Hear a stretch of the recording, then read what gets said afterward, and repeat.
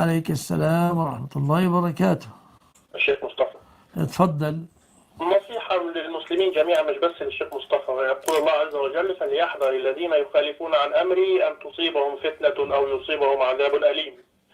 صدق طبعا الله. كلنا عارفين حديث عائشة رضي الله عنها اشترت نمرقة فيها تصاوير، لما قالت الرسول صلى الله عليه وسلم: اشتريتها لك لتقصد عليها، فقال لها: إن أصحاب هذه الصور يوم القيامة يعذبون. ماشي. فنصيحة إن في كل وسائل التواصل الاجتماعي الخاصة بحضرتك فيها صور. يعني أنت بس عفوا ده إن شاء الشخصية بتاعتك محطوطة. ماشي، نشوف الوضع إن شاء الله. حاضر. أنا ظننتك. طب وإيه رأيك أنت في البرنامج اللي إحنا بنعمله الآن؟ يلغى ولا يثبت؟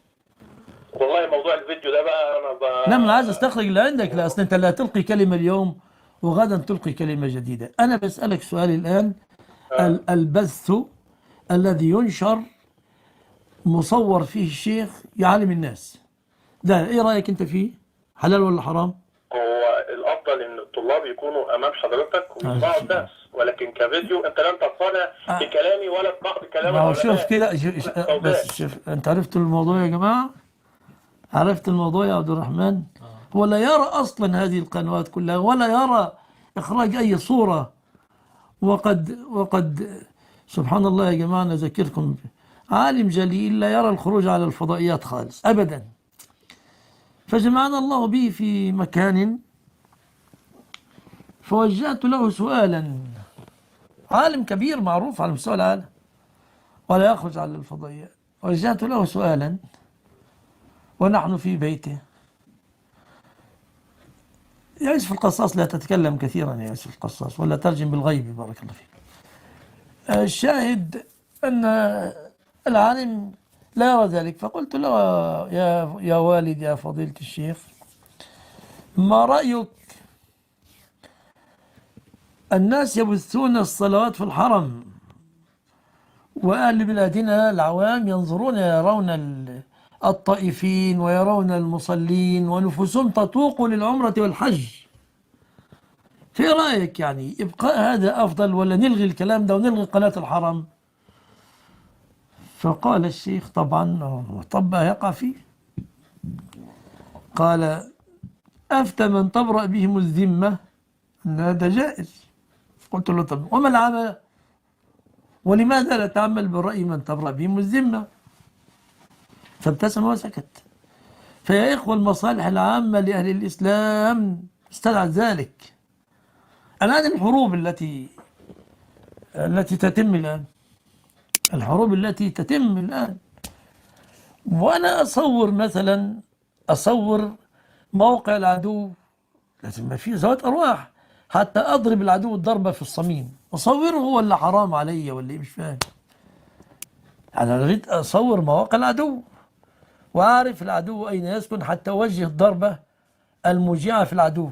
أفعل ولا كل التصاوير حرام؟ فما أعرفش الناس دي عقولها ما الذي جرى لعقولها، ويجلس يجادر. قل أنت مش هتسمع كلامه. كيف أسمع كلامك؟ كلامك ضال. يعني إذا أنت تكلمت في هذا الكلام كلام ضال. يا أخي الكريم، في ضرورات تبيح المحظورات، وفي نفع عام. الآن كل واحد يذهب للحج لازم يتصور. وربي قال: ولله على الناس حج البيت من استطاع إليه سبيلا. يعني هل هو سيتصور هذا المتكلم أو لا يتصور؟ سيتصور للذهاب للحج إذا كان يؤمن بالحج. كذلك هذا الشخص وماشي في الكمائن أو ذاهب لدولة أخرى لازم يطلع جواز سفر، لازم يخرج جواز سفر حتى يتنقل. كيف يفهم؟ فهناك سبحان الله، يعني إذا واحد حاكم جاء الآن وأصدر قرارات وقال ممنوع أي درس علم ديني ينشر، وممنوع أي صلاة تبث، وممنوع قناة الحرمين، هذا يحمد ولا يذم يا جماعة؟ هذا الشخص يحمد أو يذم؟ بلا شك أنه يذم، وسيسمح للراقص. الراقص مش هيسمع كلام هذا المختل عقليا الذي يقول هذا الكلام. ففي فئة كده والعياذ بالله أعمى الله بصائرهم، فقط جالسين للانتقاد، ما عندهم أي خطوة ولا أي سبيل يعلم جاهل ينشر خير في مكان. لا، ده هو جاهل على الشيوخ. الشيخ أخطأ في الفتحة جعلها ضمة ولا صح أن تكون فتحة. انظروا إلى جهله، ويمسك أشياء على هذه الوتيرة للنيل من أهل العلم، وهو تجده من هو يعني جاهل من رأسه لقدمه، وهذا دليل على الجهل.